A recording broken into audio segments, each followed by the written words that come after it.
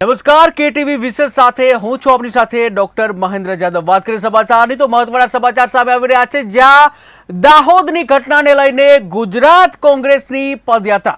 મહત્વના સમાચાર અમદાવાદથી કે જ્યાં દાહોદની ઘટનાને લઈને ઠેર ઠેર વિરોધ પ્રદર્શન થઈ રહ્યું છે, ત્યારે ગુજરાત કોંગ્રેસની પદયાત્રા, જ્યાં બાળકીના હત્યારાના વિરોધમાં રેલી યોજાઈ। આરોપી આરએસએસ અને બીજેપીનો પ્રચારક હોવાનો આક્ષેપ કરવામાં આવ્યો છે, ત્યારે આરોપીને ફાંસીની સજા કરવા કોંગ્રેસે માંગ કરી છે। જ્યાં કોંગ્રેસ ભવનથી ટાઉન હોલ સુધી કોંગ્રેસની પદયાત્રા, ત્યારે કોંગ્રેસ પ્રદેશ પ્રમુખની આગેવાનીમાં આ રેલી યોજાઈ, જ્યાં મોટી સંખ્યામાં કોંગી આગેવાનો અને પદાધિકારીઓ છે તે હાજર રહ્યા, કે જ્યાં કાર્યકર્તાઓ પદાધિકારીઓ પણ હાજર રહ્યા હતા। ત્યારે જ કહી શકાય કે મહત્વના સમાચાર અમદાવાદથી સામે આવી રહ્યા છે, જ્યાં દાહોદની જે ઘટના બની છે તેને લઈને સમગ્ર ગુજરાતમાં ચારે તરફ વિરોધ પ્રદર્શન કરવામાં આવી રહ્યો છે, લોકોમાં આક્રોશ જોવા મળી રહ્યો છે। ત્યારે દાહોદની ઘટનાને લઈને ગુજરાત કોંગ્રેસે પદયાત્રા યોજી। બાળકીના હત્યારાના વિરોધમાં આ પદયાત્રાની જે યોજવામાં આવી હતી, પદયાત્રા રેલી યોજી અને વિરોધ કરવામાં આવ્યો છે। ત્યારે આરોપી આરએસએસ અને બીજેપીનો પ્રચારક હોવાના આક્ષેપ કર્યા છે।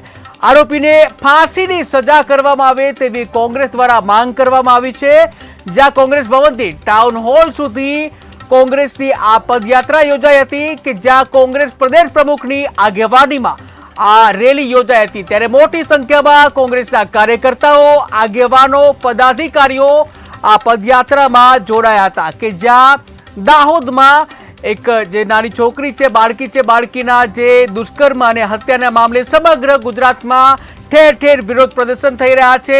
અનેક રાજકીય પાર્ટીના નેતાઓ પણ આ ઘટનાને લઈને વિરોધ પ્રદર્શન કરી રહ્યા છે, તો કેટલાક લોકો બાળકીના ઘરની મુલાકાત લઈ અને સાંત્વના પણ પાઠવી રહ્યા છે। ત્યારે આ ઘટનાને લઈને ગુજરાતમાં જે ગુજરાત પ્રદેશ કોંગ્રેસ દ્વારા પદયાત્રાનું આયોજન કરવામાં આવ્યું, જ્યાં બાળકીના હત્યારાને જે ફાંસીની સજા કરવામાં આવે તે રીતની પણ માંગ કરવામાં આવી છે, કે જ્યાં મોટી સંખ્યામાં આ પદયાત્રામાં કોંગ્રેસના કાર્યકર્તાઓ, પદાધિકારીઓ જોડાયા હતા, અને જ્યાં ફાંસીની સજા કરવામાં આવે આરોપીને તેવી માંગ કરવામાં આવી છે। આ સાથે આક્ષેપ પણ કરવામાં આવે છે કે આરોપી આરએસએસ અને બીજેપીનો પ્રચારક હોય તે રીતના જે આક્ષેપ કરાયા છે।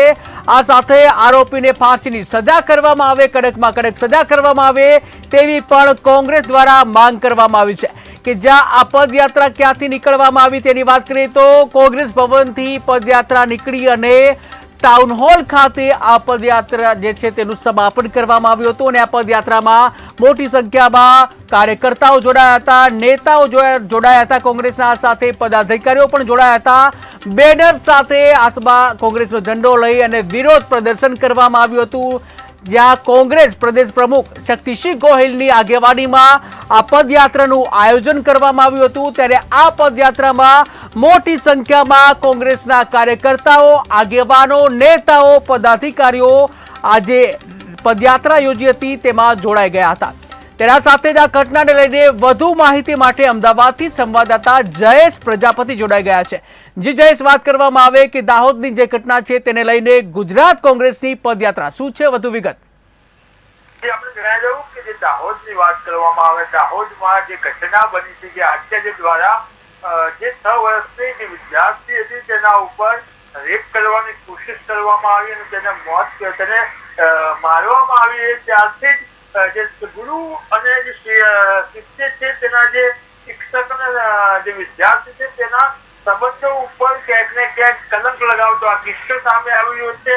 આ કિસ્સો સામે આવ્યા પછી અનેક લોકોનો ગુસ્સો પણ સામે આવીને ખાસ કરીને વાત કરવામાં આવે આ મુદ્દાને લઈને હવે કોંગ્રેસ લડી લેવાના મૂડમાં લાગે છે, કે અગાઉ પણ કોંગ્રેસે આ મુદ્દાને લઈને શિક્ષક અને ભાજપને ઘેર્યા હતા, અને ખાસ કરીને જે ફોટોગ્રાફ બહાર આવ્યા હતા, જેમાં જે શિક્ષક છે, જે આ લપટ શિક્ષક છે, આચાર્ય છે, જે આ લપટ આચાર્ય છે, તેના ફોટા આરએસએસના નેતાઓ સાથે અને ભાજપના નેતાઓ સાથે વાયરલ કરીને કોંગ્રેસે આક્ષેપ કર્યો હતો કે આરએસએસ અને બીજેપીનો પ્રચારક છે। તે રીતે આ જ રીતે કોંગ્રેસના જે પ્રદેશ પ્રમુખ છે, સાંસદ છે, તે આ જ મુદ્દાને લઈને કાલ દિલ્હીમાં પણ પ્રેસ કોન્ફરન્સ કરી હતી, કે આજે સવારે ગુજરાત કોંગ્રેસ ભવનથી ટાઉન હોલ સુધી આ વિવેકાનંદની મૂર્તિ છે, પ્રતિમા છે, ત્યાં જ્યાં રેલી કરી હતી। રેલી સાથે તેઓની માંગ હતી કે આ બીજેપી અને આરએસએસનો પ્રચારક હોવાથી તેની સામે કડક કાર્યવાહી નથી થતી અને જલ્દી કાર્યવાહી નથી થતી એટલે આ કેસ છે તે ફાસ્ટ ટ્રેક કોર્ટમાં કેસ લાવી અને આ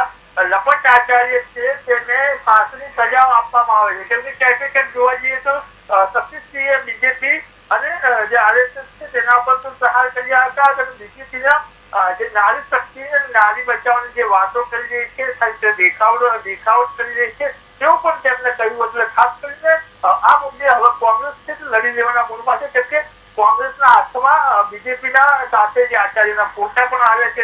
એટલે ક્યાંક જોવા જઈએ તો શિક્ષકને જે ફાંસીની સજા સાથે સાથે કોંગ્રેસ દ્વારા બીજેપી પર પણ પ્રહાર કરવામાં આવ્યા. એટલે આ મુદ્દો હવે હાઇલાઇટ થયો છે અને કોંગ્રેસ છે તે આ મુદ્દાને લઈને બીજેપીને પણ ઘેરવા જઈ રહી છે.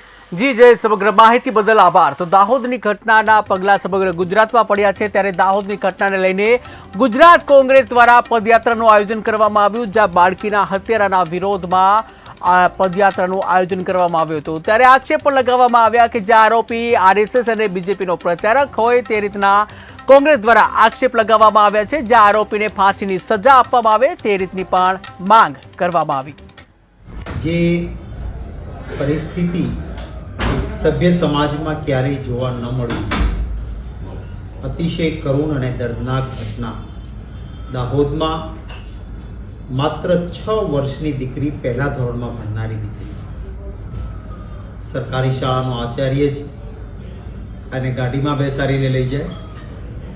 6 વર્ષની દીકરી ઉપર બળાત્કારની કોશિશ થાય, દીકરી રડવા માંડે, પછી ચીસો પાડવા માંડે તો એનું ગળું દબાવીને એને મારી નાખવામાં આવે. અને કોઈ રીઢો ગુનેગાર હોય એ રીતે આખો દિવસ લાશ ગાડીમાં રાખીને સાંજે શાળાથી બધા જ વિદ્યાર્થીઓ જતા રહે પછી ગાડીમાંથી લાશ કાઢીને શાળાની દિવાલની રૂમની દિવાલની પાછળ ગોઠવી દેવામાં આવે. એની સ્કૂલ બેગ છે શાળાના ક્લાસરૂમ પાસે મૂકી દે અને પોતાની ગાડી ગોધરા જઈને કાર વોશ પાસે જઈને આખી ગાડી ધોરાવી નાખે. આ પ્રકારનો રીઢો ગુનેગાર. આવું અકૃત્ય આટલો મોટો ગુનો બન્યો છે, છતાં ભાજપના એક પણ માણસના પેટનું પાણી હલતું નથી, કોઈ બોલતો નથી. કારણ માત્ર એટલું જ છે કે આ જે ગુનેગાર છે, આ રાક્ષસી કામ કરનારો માણસ છે, એના પોતાના જ ફેસબુક ઉપરથી મળ્યું કે તો ભાજપનો પ્રચારક છે, આરએસએસની ટ્રેનિંગ લીધેલી છે, એના આરએસએસના ડ્રેસમાં ત્યાં ફોટાઓ છે, ભાજપના નેતાઓ સાથેના ફોટાઓ છે. તો શું ભાજપનું કામ કરે એટલે 6 વર્ષની દીકરીને મારી નાખો, બળાત્કાર કરવાની છૂટ મળે છે? ગુનેગારની કોઈ પાર્ટી ન જોવી જોઈએ, ગુનેગારનો ધર્મ ન જોવો જોઈએ, ગુનેગારનો રાજકીય પક્ષ ન જોવો જોઈએ, કડક કામ લેવું જોઈએ. પરંતુ કમનસીબે આ ભારતીય જનતા પાર્ટી સત્તા ટકાવવા માટે, ધન ભેગું કરવા માટે, સભ્યો બનાવવા માટે ગુંડાઓનો ને અસામાજિક તત્વોનો સાથ લે છે. ગમે તેવો ક્રિમિનલ હોય એને ગળામાં ખેસ પહેરાવી દેવાનો, એટલે પછી એને તમામ પાપ કરવાની છૂટ મળે. જે પરિસ્થિતિ સભ્ય સમાજમાં ક્યારેય જોવા ન મળી, અતિશય કરુણ અને દર્દનાક ઘટના. દાહોદમાં માત્ર 6 વર્ષની દીકરી પહેલા ધોરણમાં ભણનારી દીકરી, સરકારી શાળાનો આચાર્ય જ અને ગાડીમાં બેસાડીને લઈ જાય. તો સુરતથી મહત્વના સમાચાર સામે આવી રહ્યા છે, જ્યાં સુરતના આઠવામાં ચોકીનો પીએસઆઈ લાંચ લેતા ઝડપાયો છે. સુરતના આઠવામાં ચોકીનો પીએસઆઈ લાંચ લેતા ઝડપાયો, જ્યાં પોલીસ અરજીના નિકાલ માટે 1 લાખ રૂપિયાની લાંચની માંગણી કરી. જ્યાં બનાસકાંઠા એસીબીએ પકડવા છટકું ગોઠવ્યું હતું, ત્યારે રૂપિયા 1 લાખની લાંચ લેતા પીએસઆઈને રંગે હાથે ઝડપી પાડવામાં આવ્યા. જ્યાં પીએસઆઈ લલિત કુમાર પુરોહિત રંગે હાથે ઝડપાયા, ત્યારે ગોપીપુરા પોલીસ ચોકીમાં ફરજ બજાવતો હતો, જ્યાં પોલીસ ફરિયાદ જે કહી શકાય કે ફરિયાદી જે વિરુદ્ધ કેસ ન કરવા જે લાંચની માંગણી કરી હતી, પરંતુ આખરે જે એસીબીએ લાંચ લેતા પીએસઆઈને રંગે હાથે ઝડપી લીધા છે. કે જ્યાં દિવસે ને દિવસે લાંચના કિસ્સામાં વધારો થઈ રહ્યો છે, આ સાથે જ લાંચાઓને પકડવામાં પણ આવી રહ્યા છે. ત્યારે વધુ એક લાંચો લાંચ લેતા ઝડપાયો છે સુરતના અઠવામાં, કે જ્યાં સુરતના અઠવામાં જે ચોકીમાં પીએસઆઈ લાંચ લેતા રંગે હાથે ઝડપાયું છે. ત્યારે પોલીસ અરજીના નિકાલ માટે 1 લાખ રૂપિયાની લાંચની માંગણી કરી હતી અને જ્યાં ફરિયાદી લાંચ આપવા માટે તૈયાર ન હતા અને સીધો જ એસીબીનો સંપર્ક કર્યો હતો, ત્યારે બનાસકાંઠા એસીબીએ છટકું ગોઠવી અને પીએસઆઈને રંગે હાથે ઝડપી પાડ્યો. ત્યારે રૂપિયા 1 લાખની લાંચ લેતા પીએસઆઈને રંગે હાથે ઝડપી પાડ્યો છે, જ્યાં પીએસઆઈ લલિત કુમાર પુરોહિત રંગે હાથે ઝડપાઈ ગયો છે. ત્યારે ગોપીપુરા પોલીસ ચોકીમાં ફરજ બજાવતો હતો પીએસઆઈ. ત્યારે આ સાથે સુરતથી વધુ માહિતી માટે સંવાદદાતા દિવ્યેશ પરમાર જોડાઈ ગયા છે. જી દિવ્યેશ, વાત કરવામાં આવે કે વધુ એક પીએસઆઈ લાંચ લેતા ઝડપાયો છે, શું છે વધુ વિગત? બિલકુલથી જે પ્રકારે સુરત શહેરમાં જે આખો મામલો જેમાં સામે આવ્યો છે તેમાં ક્યાંય ને ક્યાંય જે એક પીએસઆઈ જે છે તે લાંચ લેવામાં મામલામાં આખી તેમની ધરપકડ જે છે તે સામે આવી છે. ખાસ કરીને જે પ્રકારે બનાસકાંઠા એસીબી પોલીસે પીએસઆઈ જે છે તેમને લાંચ લેતા ઝડપી પડે છે. ખાસ કરીને આ જે પીએસઆઈ છે તે ગોપીપુરા પોલીસ ચોકીમાં પીએસઆઈ તરીકે ફરજ બજાવતા હતા. જે એક અરજીના ભાગરૂપે જે પ્રકારે ફરિયાદી વિરુદ્ધ કેસ કરવા માટે આરોપી પીએસઆઈએ 3 લાખની માંગણી કરી હતી અને આ માંગણી દરમિયાન 1 લાખ રૂપિયામાં આ સેટલમેન્ટ થયું હતું. 1 લાખ રૂપિયા જે છે તે આપવા નક્કી થતા લાંચની રકમ ફરિયાદી આપવા ન માંગતા હતા, જેથી તેમણે બનાસકાંઠા એસીબી પોલીસ સ્ટેશનમાં આરોપી પીએસઆઈ વિરુદ્ધ ફરિયાદ નોંધાવી હતી. ફરિયાદના આધારે બનાસકાંઠા એસીબી પોલીસે સુરત રેલવે સ્ટેશનના બિસ્મિલ્લા જ્યુસ સેન્ટર પર વોચ ગોઠવી હતી, જ્યાં ફરિયાદીએ આરોપી જે પીએસઆઈ લલિત કુમાર મોહનલાલ પુરોહિત છે તેમને 1 લાખ રૂપિયા લાંચ આપી હતી અને ત્યારે જ એસીબી પોલીસે રંગે હાથ ઝડપી પાડ્યો હતો. હાલ આરોપી પીએસઆઈને સુરત એસીબી પોલીસને સોંપવામાં આવ્યા છે અને સુરત એસીબી પોલીસે આરોપી પીએસઆઈને રિટેન કરી આગળની કાર્યવાહી છે તે હાથ ધરી છે. જી દિવ્યેશ, સમગ્ર માહિતી બદલ આભાર. તો સુરતના અઠવામાં ચોકીમાં પીએસઆઈ લાંચ લેતા રંગે હાથ ઝડપાઈ ગયા છે કે જ્યાં પોલીસ અરજીના નિકાલ માટે 1 લાખની માંગણી કરી હતી લાંચની, કે જ્યાં ફરિયાદી લાંચ આપવા તૈયાર ન હતા. જે એસીબીનો સંપર્ક કર્યો, એસીબીએ છટકું ગોઠવી પીએસઆઈને લાંચ લેતા રંગે હાથે ઝડપી લીધો. બનાસકાંઠા એસીબીમાં ફરિયાદ મળેલી કે અઠવા પોલીસ સ્ટેશનની અંદર એસીબીના અમારા ફરિયાદીને વિરુદ્ધમાં એક અરજી હોય, જે અરજીના કામે લલિત પુરોહિત નામના પીએસઆઈ અઠવા પોલીસ સ્ટેશનમાં ફરજ બજાવે છે, જેઓ એનું ઇન્વેસ્ટિગેશન કરી રહેલા હતા અને એ અરજીના કામે ફરિયાદી વિરુદ્ધમાં ગુનો રજીસ્ટર નહીં કરવાના આવેજ પેટે પ્રથમ 3 લાખ રૂપિયાની માગણી કરેલી અને રકઝકના અંતે 1 લાખ રૂપિયામાં નક્કી થયેલું, જે 1 લાખ રૂપિયા લેતા આ લલિત પુરોહિત પીએસઆઈ નાઓની અટકાયત કરવામાં આવેલી છે અને તેઓ વિરુદ્ધ આગળની કાર્યવાહી હાથ ધરવામાં આવેલી છે. બનાસકાંઠા એસીબીનો તો પાલનપુરથી મહત્વના સમાચાર સામે આવી રહ્યા છે, જ્યાં પાલનપુર ડોક્ટર હાઉસમાં ચોરીનો બનાવ બન્યો છે. પાલનપુર ડોક્ટર હાઉસમાં ચોરીનો બનાવ બન્યો, જ્યાં એક્ટિવાની ડેકીમાંથી થેલીની થઈ ઉઠાંતરી, રૂપિયા 80,000ની ઉઠાંતરી કરી તસ્કરો ફરાર થયા. જ્યાં હોસ્પિટલનું બિલ ભરવા ઉપાડ્યા હતા પૈસા, ત્યારે 2 શખ્સો રૂપિયા લઈ ફરાર થયા. જ્યાં ફરાર થતા 2 ચોર સીસીટીવી કેમેરામાં કેદ થયા, જ્યાં સીસીટીવી ફૂટેજના આધારે આગળની કાર્યવાહી હાથ ધરવામાં આવી છે. કે જ્યાં મહત્વના સમાચાર પાલનપુરથી જે હોસ્પિટલ છે, હોસ્પિટલનું બિલ ભરવા માટે પૈસા ઉપાડ્યા હતા. 2 શખ્સો રૂપિયા લઈ ત્યાંથી ફરાર થયા. ત્યારે ફરાર થતા 2 ચોર સીસીટીવી કેમેરામાં કેદ થયા. ટીવી સ્ક્રીનના દ્રશ્યો તમે જોઈ રહ્યા છો કે જ્યાં પાલનપુર ડોક્ટર હાઉસ પાસે જે ચોરીનો બનાવ બન્યો છે તેમાં કેવી રીતે ચોરીને અંજામ આપવામાં આવે છે. 2 ચોર જે ડિક્કી છે એ ડિક્કી ખોલી રહ્યા છે, એક્ટિવાની ડિક્કી ખોલવાનો પ્રયત્ન કરી રહ્યા છે. કે જ્યાં તમે જોઈ રહ્યા છો સીસીટીવીના આ દ્રશ્યો છે, પાલનપુર ડોક્ટર હાઉસ પાસે આ બનાવ બન્યો છે, ચોરીનો બનાવ બન્યો છે. એક્ટિવાની જે ડિક્કી છે એ ડિક્કીમાંથી થેલીની ઉઠાંતરી કરવામાં આવી છે. 2 ચોર જે છે એ પહેલા અરસપરસ જોવે છે અને જ્યાં મોકાની તલાશીમાં યોગ્ય મોકો જોઈ અને ડિક્કી જે ખોલવાનો પ્રયત્ન કરી રહ્યા જોઈ રહ્યા છો તમે કે ડિક્કી કેવી રીતે ખોલવામાં આવી રહી છે. કે જ્યાં 2 ચોર કોઈને પણ શક ન જાય તે રીતે ડિક્કી જે ખોલવાનો જે પ્રયત્ન કરતા હતા, જ્યાં ફરી એકવાર જો કેવી રીતે બંને શખ્સ ત્યાં આવે છે, અરસપરસ જોવે છે અને કેવી રીતે ચોરીને અંજામ આપે છે. ત્યારે હાલ તો એક્ટિવાની ડેકીમાંથી થેલીને ઉઠાંતરી કરી રૂપિયા 80,000ની ઉઠાંતરી કરી તસ્કરો ફરાર થયા છે. ત્યારે સીસીટીવી ફૂટેજના આધારે આગળની કાર્યવાહી હાથ ધરાઈ.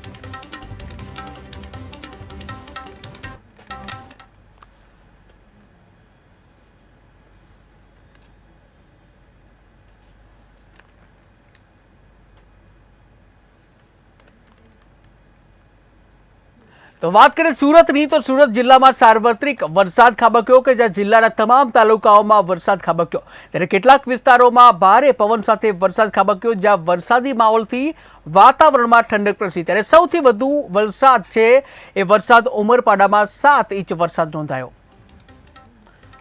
કે જ્યાં વરસાદ પડ્યો છે, કે જ્યાં સુરતમાં જે કહી શકાય કે ઋતુનો છેલ્લો વરસાદ, કે જ્યાં હવામાન વિભાગ દ્વારા જે આગાહી કરવામાં આવી હતી, ત્યારે 3 દિવસની જે આગાહી કરવામાં આવી હતી અંતર્ગત સુરતમાં વરસાદ ખાબક્યો છે, જ્યાં જિલ્લાના તમામ તાલુકાઓમાં વરસાદ ખાબક્યો છે. ત્યારે સૌથી વધુ વરસાદ ઉમરપાડામાં 7 ઇંચ વરસાદ નોંધાયો.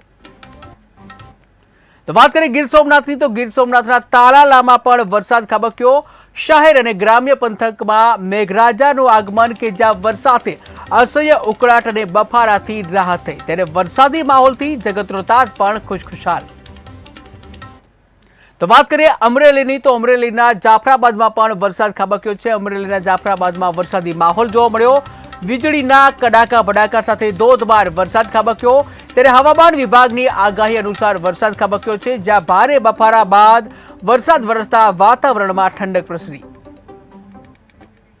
તો વાત કરીએ ભરૂચની, તો ભરૂચના અનેક વિસ્તારોમાં મેઘરાજા મહેરબાન થયા છે. ત્યારે આમોદનગર સહિત તાલુકામાં પણ વરસાદ, કે જ્યાં સમગ્ર પંથકમાં મેઘરાજાએ ધબધબાટી બોલાવી છે. ત્યારે વીજપોલ ધરાશયી થતા વીજળી ગુલ થયાનો બનાવ પણ બન્યો, કે જ્યાં અનેક ઠેકાણે વૃક્ષો ધરાશયી થયા હોવાના બનાવ સામે આવ્યા. ત્યારે ભારે વરસાદથી અનેક માર્ગોનું ધોવાણ પણ થયું. ત્યારે વરસાદ વરસતા વાતાવરણમાં ઠંડક પ્રસરી, જ્યાં વરસાદથી આમોદના ખેડૂતો ખુશખુશાલ.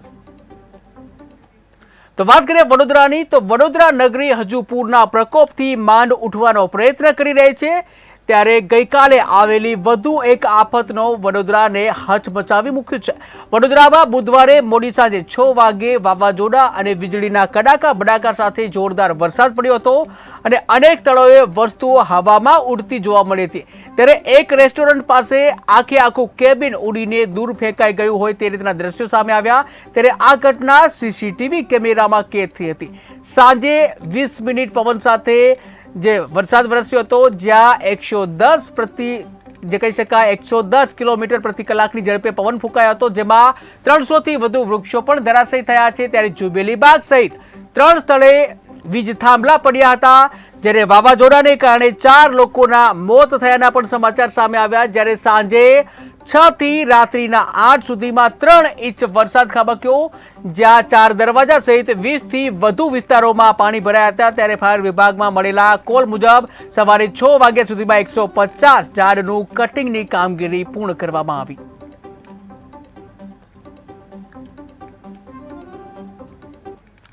તો વાત કરીએ બનાસકાંઠાની, તો બનાસકાંઠાના ભાભરના ભરચક બજારમાં અકસ્માત, કે જ્યાં ટ્રક અને રિક્ષા વચ્ચે અકસ્માતની ઘટના બની છે. ત્યારે અકસ્માતમાં એકનું મોત નીપજ્યું છે, અન્ય એક વ્યક્તિ ઘાયલ થયો છે. ટ્રક ચાલકે રિક્ષાને અડફેટે લેતા અકસ્માત સર્જાયો. અકસ્માતમાં પોલીસે આગળની કાર્યવાહી હાથ ધરી. તો વાત કરીએ જૂનાગઢની, તો જૂનાગઢમાં જગદીશ મારુએ આપ્યું રાજીનામું, કે જ્યાં માણાવદર માર્કેટિંગ યાર્ડના ચેરમેનનું રાજીનામું. ત્યારે ખેડૂતોને સવલત અને જરૂરિયાતો પૂરી ન થતા રાજીનામું આપ્યું છે. ચેરમેનના હોદ્દા પરથી જિલ્લા રજિસ્ટ્રારને રાજીનામું આપ્યું છે. એકાદ વર્ષથી કર્મચારીઓનો પગાર ન થતા રાજીનામું આપ્યું છે, કે જ્યાં સવલત અને જરૂરિયાતો ન મળતા જૂનાગઢમાં જગદીશ મારુએ રાજીનામું આપ્યું છે. માણાવદર માર્કેટિંગ યાર્ડના ચેરમેન હતા તેઓ, કે જેઓએ રાજીનામું આપ્યું છે. ત્યારે ખેડૂતોને જે સવલત મળવી જોઈએ તે મળતી ન હતી અને જરૂરિયાતો પણ પૂરી ન થતી, અને આખરે રાજીનામું આપ્યું છે ચેરમેને. ત્યારે ચેરમેનના હોદ્દા પરથી જિલ્લા રજિસ્ટ્રારને રાજીનામું સોંપવામાં આવ્યું છે. એકાદ વર્ષથી કર્મચારીઓનો પગાર ન થતા રાજીનામું અપાયું. 2.5 વર્ષ કરતાં પણ વધારે સમયગાળાથી માણાવદર માર્કેટિંગ યાર્ડના ચેરમેન તરીકે બિનહરીફ ચૂંટાવું છું અને મારાથી જેટલા બનતા ખેડૂતોના મેં કામ કરેલા છે એના એકાદ વર્ષથી પગાર પણ ન. તો નજર કરીએ જૂનાગઢ ઉપર, તો જૂનાગઢમાં વીએચપીની બેઠકનું આયોજન કરાયું, જ્યાં પ્રવીણભાઈ તોગડિયા દ્વારા બેઠક યોજાઈ. ત્યારે કેશોદના રણછોડરાય મંદિર ખાતે બેઠકનું આયોજન કરવામાં આવ્યું, જ્યાં બેઠક દરમિયાન હિન્દુ એકતા પર ભાર મૂકવામાં આવ્યો. ત્યારે હિન્દુ સંગઠનના કાર્યકરોએ યોજી બેઠક, કે જ્યાં મોટી સંખ્યામાં કાર્યકરો ઉપસ્થિત રહ્યા. ટ્રેનિંગ અમે આપીશું, આઈ કાર્ડ અમે આપીશું, સાધન અમારે. તમારે શું કરવાનું? અમે કહીએ ત્યારે મહિનામાં 2 રવિવાર જઈને લોકોના બ્લડ પ્રેશર, સુગરની તપાસ કરો. મેં શહેરોમાં છોકરાઓને અને છોકરીઓને એવી ટ્રેનિંગ આપી. મારી પાસે 8,000થી વધારે હેલ્થ એમ્બેસેડર છે. લોકોને બ્લડ પ્રેશર છે. આ મારું ત્રીજું કામ. ચોથું, રોગ આવે જ નહીં એવી મેડિકલ સાદી ટ્રેનિંગ આખા દેશમાં આપી છે. પાંચમું કામ, દર મહિને ગરીબોને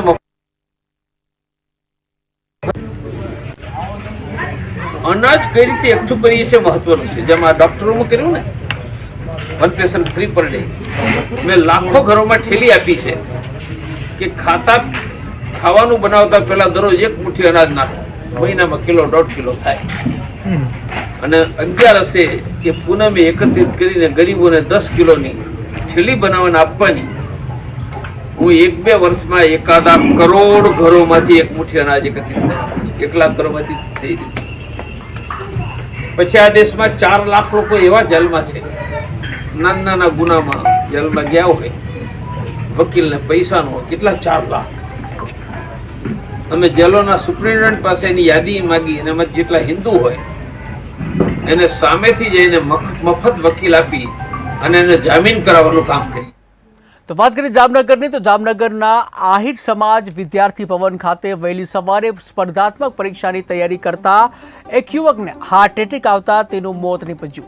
જ્યાં જામનગરના લાલપુર તાલુકાના મોટા ભરૂડિયા ગામનો જય હેમંતભાઈ જોગલ નામનો જે યુવક હતો કે જેને હાર્ટ એટેક આવ્યું છે, કે જ્યાં જામનગરમાં પોલીસ ભરતી માટે શારીરિક તૈયારી કરતો હતો અને આ દરમિયાન હળવી દોડ કરતી વખતે તેને હાર્ટ એટેક આવ્યો હતો અને જેનું મોત નીપજ્યું છે. ત્યારે મૃતકના જે પિતા છે મોટા ભરૂડિયા ગામના સરપંચ છે અને યુવક સાથે અન્ય મિત્રો પણ સ્પર્ધાત્મક પરીક્ષાની તૈયારી કરતા હતા અને રનિંગ સાથે હતા. ત્યારે આ દરમિયાન હળવી દોડ કરતી વખતે યુવકને હાર્ટ એટેક આવ્યો હતો અને જ્યાં યુવક એકાએક ઢળી પડ્યો હતો.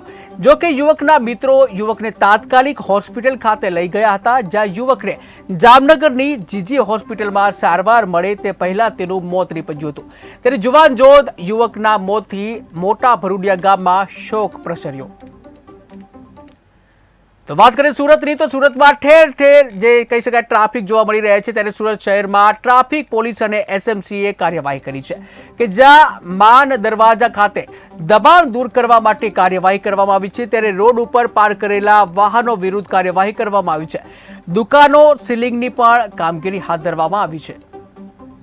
આપ સૌ જાણો છો કે માનનીય પોલીસ કમિશનર શ્રી અનુપમસિંહ ગેહલોત સાહેબ તેમજ અમારા ટ્રાફિકના જેસીપી ચૌધરી સાહેબ અને ડીસીપી વાનાણી મેડમની સીધી સૂચના અને માર્ગદર્શન હેઠળ અમે ટ્રાફિકની સમસ્યાઓ ઓછી થાય, નાગરિકોને ઓછામાં ઓછી તકલીફ પડે એના માટે ઘણા સમયથી ડ્રાઈવ ઝુંબેશો અલગ અલગ ચલાવી રહ્યા છે.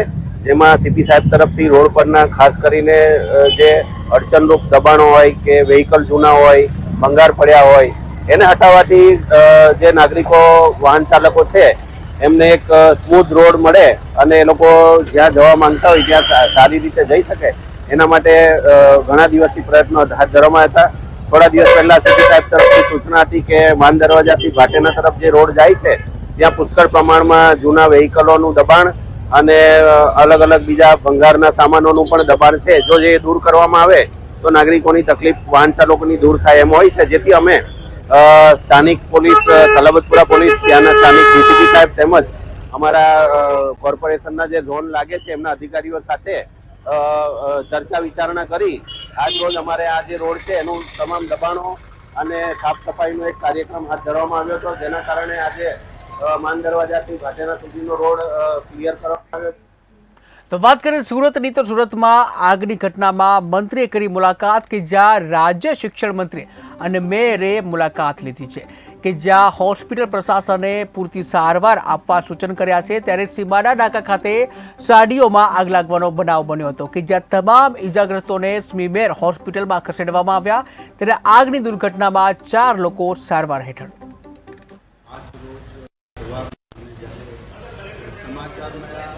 અમારા ત્યાંના અગ્રણી ભાજપના કાર્યકર્તા દિનેશભાઈ દેસાઈ ફાયર બ્રિગેડ આવે એ પહેલાં બધાને બચાવવાનો પ્રયાસ કર્યો, બચાવીને હોસ્પિટલ મોકલ્યા. ફાયર બ્રિગેડ પણ ખૂબ જહેમત બાદ આજે સ્મીમેર હોસ્પિટલની અંદર અમે દાખલ કર્યા છે. એ મેયરશ્રીને અમે બધા જ આજે એમના સારવારની તમામ સૂચનાઓ આપું છું. બધા જ પેશન્ટ સ્ટેબલ છે અને ચારેક પેશન્ટના હાથ પગે ઈજા અને દાજો છે. લગભગ એના 2-3 દિવસોમાં રિકવરી થઈ જાય એવી પૂર્ણ શક્યતા છે, પણ એના મેડિકલ સારવારમાં કોઈ કચાશ ન રહે. આવનારા આગળના સમયમાં પોલીસ અને ફાયર બ્રિગેડ તપાસ કરી રહી છે. તેના કારણે નાનકડું એવું મકાન હતું, એક મકાનની અંદર ગૃહ ઉદ્યોગ, સાડીઓને ટીકા ટાંકવા અને સાડીઓના રેન્ટ કરવા વગેરેનું જે કામગીરી આખા વિસ્તારની અંદર રોજી માટે થઈ રહી છે. એમાંના આ એક મકાનની કામગીરી ચાલી રહી છે. આ કામગીરીમાં સાડી હતી અને એમાં આગ લાગી હતી.